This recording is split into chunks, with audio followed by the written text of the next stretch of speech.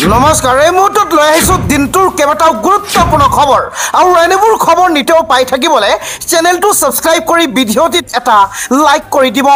ৰাজ্যৰ লাখ লাখ মুছলমান ধৰ্মাৱলম্বী লোকসকলৰ বাবে আহি পৰিছে এক জৰুৰী খবৰ। শেহতীয়াকৈ ৰাজ্যত আৰম্ভ হ'ব গৈ আছে SIR পদ্ধতি আৰু ইয়াক লৈ আতংকিত হৈ পৰিছে অসমীয়া ৰাইজ।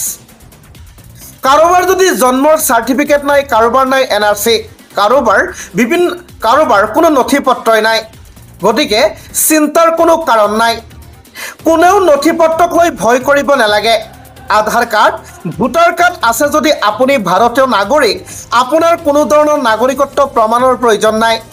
হয়, আহি পৰিছে এক জৰুৰী খবৰ, ভিডিঅ'টি শেষলৈকে চাব আৰু এনেবোৰ বাতৰি পাই থাকিবলৈ আমাৰ চেনেলটো ছাবস্ক্ৰাইব কৰি ৰাখিব।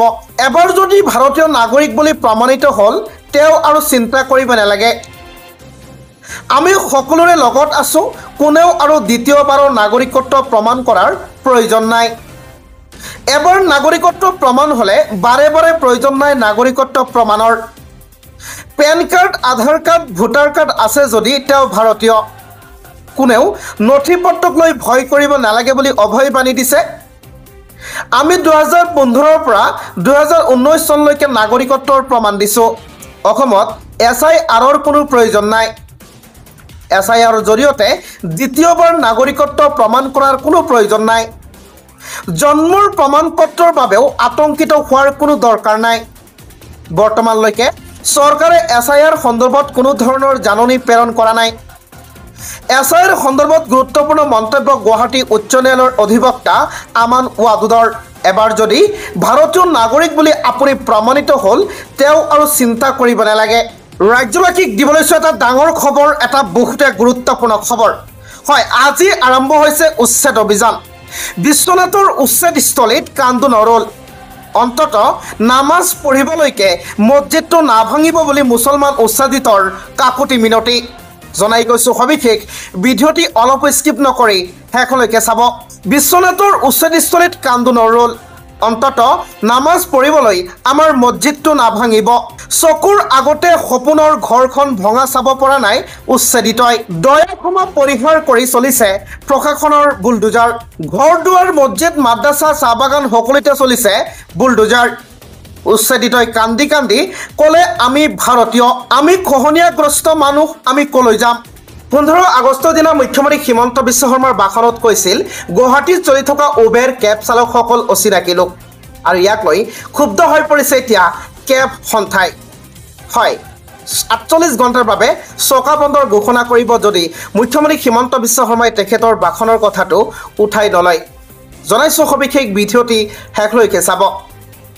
মুখ্যমন্ত্ৰীয়ে ঘূৰাই দিব লাগিব আত্মসন্মান। কেব চালকে ল'ব 48 ঘণ্টাৰ চকা বন্ধ। মুখ্যমন্ত্ৰীৰ মন্তব্যৰ বিৰোধিতাৰ কেব চালকে ল'ব চকা বন্ধৰ কাৰ্যসূচী। 48 ঘণ্টাৰ বাবে চকা বন্ধৰ কাৰ্যসূচী ল'ব কেব চালকসকলে। মুখ্যমন্ত্ৰীৰ বিৰুদ্ধে জাঙুৰ খাই উঠিছে কেব চালক সন্থা।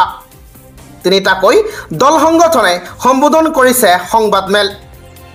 মুখ্যমন্ত্ৰীৰ মন্তব্যই কেব চালকসকলৰ মনত দুখ দিছে। মুখ্যমন্ত্ৰীৰ মন্তব্যৰ বাবেই ৰাইজে আমাক সন্দেহৰ দৃষ্টিৰে চাব। শীঘ্ৰেই কেব চালকৰ বিৰুদ্ধে কৰা মন্তব্য উঠাই লওক মুখ্যমন্ত্ৰীয়ে। যদি অচিনাকি কেব চালক আছে, তাক চিনাক্ত কৰক মুখ্যমন্ত্ৰীয়ে। যদি অচিনাকিয়েই, তেনেহ'লে কিয় চৰকাৰে দিছে অনুজ্ঞাপত্ৰ? অচিনাকিক অনুজ্ঞাপত্ৰক দি ব্যৰ্থতা উদঙাইছে চৰকাৰখনে। কেব চালকক আত্মসন্মান ঘূৰাই নিদিলে লোৱা হ'ব বৃহৎ প্ৰতিবাদী কাৰ্যসূচী। প্ৰতিবাদৰ ভাষা বুজি নাপালে পৰৱৰ্তী সময়ত লোৱা হ'ব 48 ঘণ্টাৰ চকা বন্ধ। মটৰ শ্ৰমিক সন্থাইও সমৰ্থন কৰিব চকা বন্ধৰ কাৰ্যসূচী। দিল্লীৰ যন্তৰ মন্তৰতো প্ৰতিবাদ কৰাৰ হুংকাৰ প্ৰদান কৰিছে কেব চালকসকলে। স্বাধীনতা দিৱসৰ দিনাই অচিনাকি কেব চালকক লৈ মন্তব্য কৰিছিল মুখ্যমন্ত্ৰী হিমন্ত বিশ্ব শৰ্মাই। আৰু ইয়াক লৈ এতিয়া কেব চালক সন্থাই জাঙুৰ খাই উঠিছে যদি মুখ্যমন্ত্ৰী হিমন্ত বিশ্ব শৰ্মাই তেখেতৰ এই মন্তব্য ঘূৰাই নিদিয়ে। 48 ঘণ্টাৰ বাবে চকা বন্ধৰ ঘোষণা কৰিব কেব চালক সন্থাই।